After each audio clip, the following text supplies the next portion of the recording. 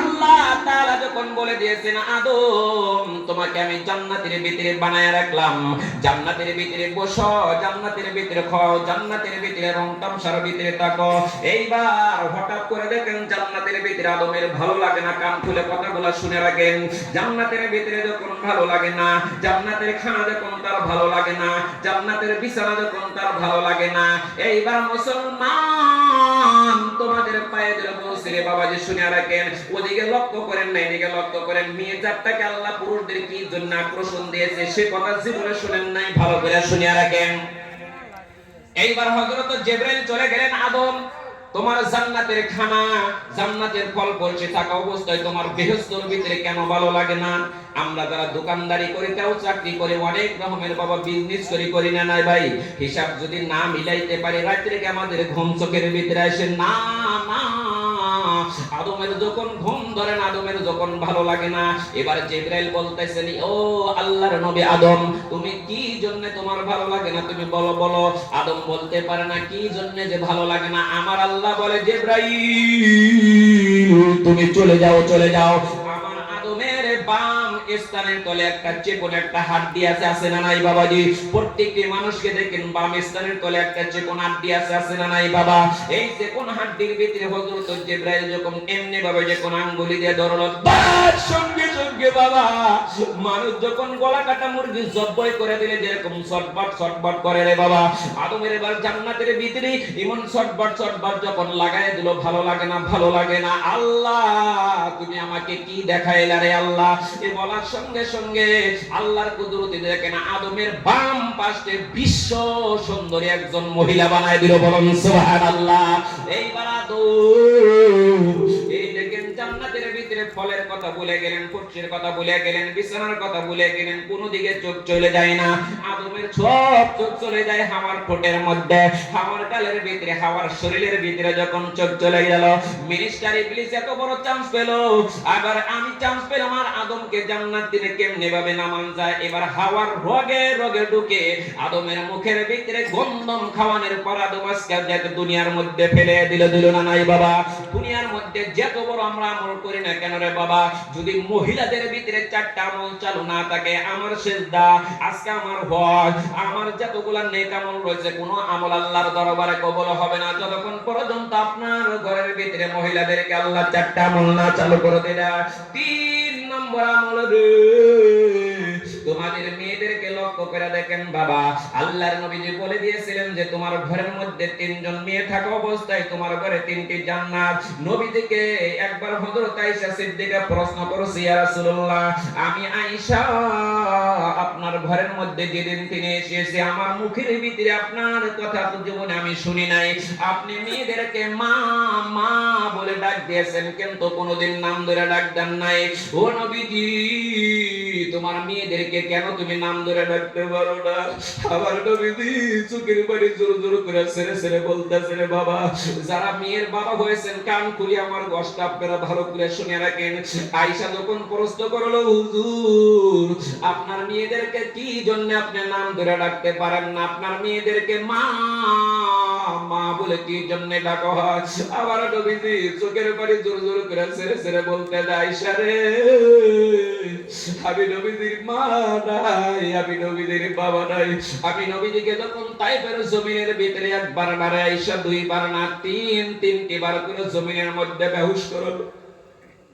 আমি নবীজি মা মা বলে কাঁদতাম, বাবা বলে কাঁদতাম। তাইফের ছেলেরা আমার শরীরের ভিতরে পাথর মারতে মারতে সর্ব শরীরে রক্তাক্ত করে দিল।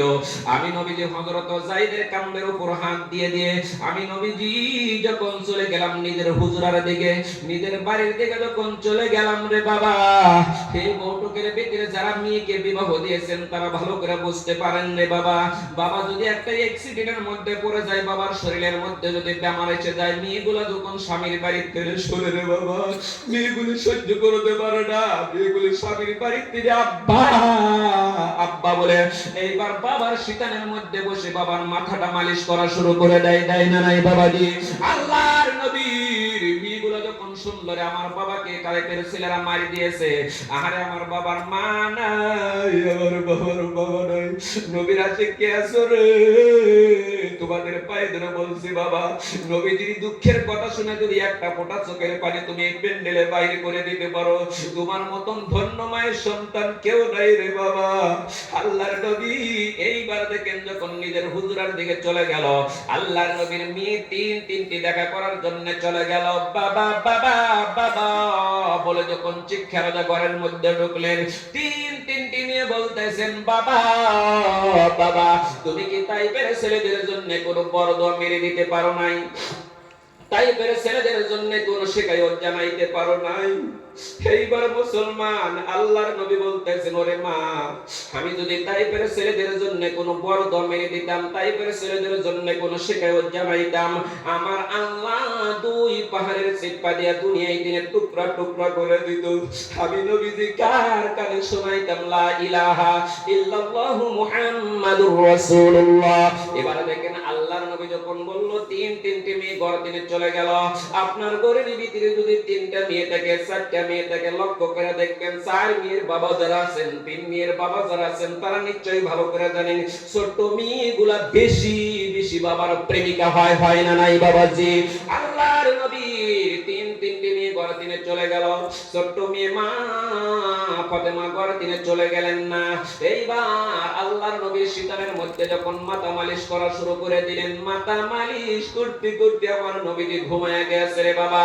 ও বাবা, আল্লাহর নবী তো নিজেই বলে দিয়েছে, পৃথিবীর জমিনের ভিতরে কারো ঘরের মধ্যে যদি মেয়ে থাকে, মেয়ের বাবাদেরকে আমি বলেছি, তোমার যখন ভালো লাগে না, তোমার যখন ভালো লাগে না, সারাদিন পরিশ্রম করেছো, বাবার ঘাট করেছো, তুমি একটা বার বাড়িতে আসো, আসার সঙ্গে সঙ্গে নাম্বার লোক মেয়ে যদি ঘরের মধ্যে থাকে, মেয়েদেরকে মা মা মা বলে ডাক ডাকটা বার বাবা বুকের মধ্যে জড়াইয়া দাও, মেয়েদের হাতটা তোমার মাথার ভিতরে লাগাইয়া দাও।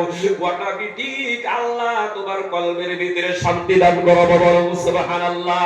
সেই জন্য রে বাবা আল্লাহর নবীর কলিজার টুকরা মা ফাতেমা নবীজিকে মাথা মালিশ করতেছেন, মাথা মালিশ করতে করতে আমার নবীজি যখন একটু ঘুমায়া গেল, এই বউটুকের ভিতরে অনেকজন আছেন রে, মা হারা সন্তান আছে, বাবা হারা সন্তান আছে, আছে না রে বাবা?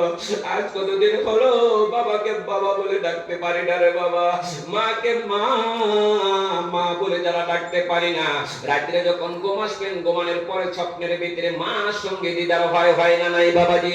স্বপ্নের ভিতরে বাবার সঙ্গে আপনার সঙ্গে দিদার হয়।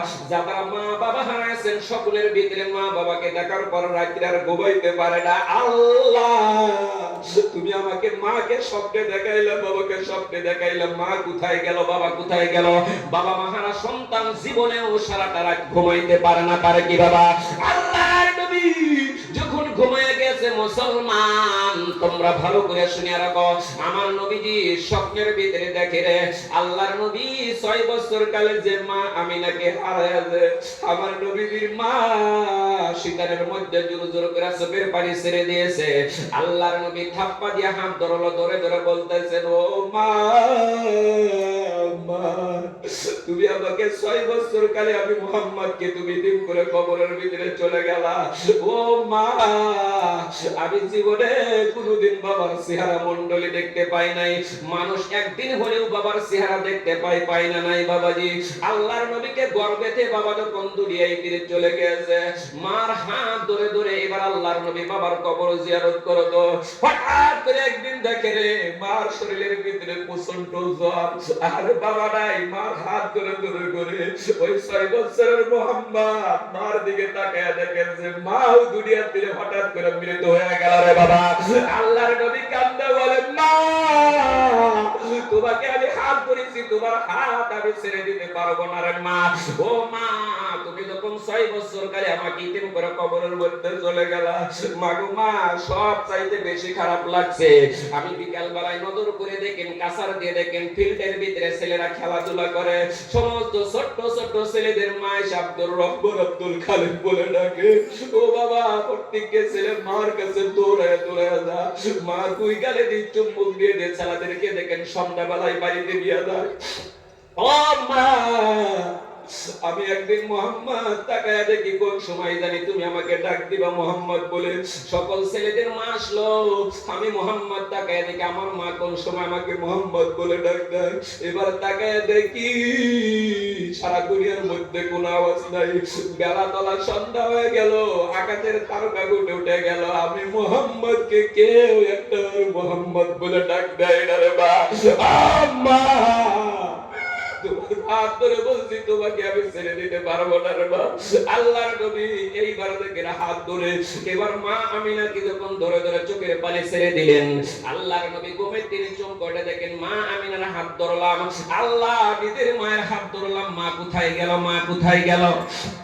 আল্লাহর নবীর কান্না যখন বেড়ে গেলেন, আমার আল্লাহ সহ্য করতে পারে নাই। জিবরাইলকে বলে, জিবরাইল আমার হাবিবের চোখের পানি দেখে আমি আল্লাহর সহ্য করতে পারি না, হাবিবকে যা বল রাত্রে যেমনি ভাবে নিজের মায়ের হাত ধরে ধরে চোখের পানি ছেড়ে দিয়েছিল ওই হাতের দিকে লক্ষ্য করতে দাও। আল্লাহর নবী নিজের হাতের দিকে লক্ষ্য করে যায় দেখেন যে নিজের মেয়ে ফাতেমার হাতের মধ্যে নবীজির হাত লেগে গিয়েছে। বলুন সুবহানাল্লাহ, নারে তাকবীর। এইবার মুসলমান এই বউটুকের ভিতরে ইনশাআল্লাহ আমাদের ঘরের মধ্যে যদি মেয়ে থাকে, আল্লাহর নবী স্বপ্নের ভিতরে হাত ধরলো নিজের মা, ঘুমের দিনে জাগ্রত উঠে দেখেন যে নিজের মেয়ের হাত ধরেছে। সেদিন তিনি আল্লাহর নবী মেয়েদেরকে মা মা বলে ডাক দিয়েছে। এইবার মুসলমান ভালো করে শুনো, ঘরের মধ্যে যদি মেয়ে থাকে বাবার জন্য তেলটা ঠান্ডা, এবার যখন ভালো লাগে না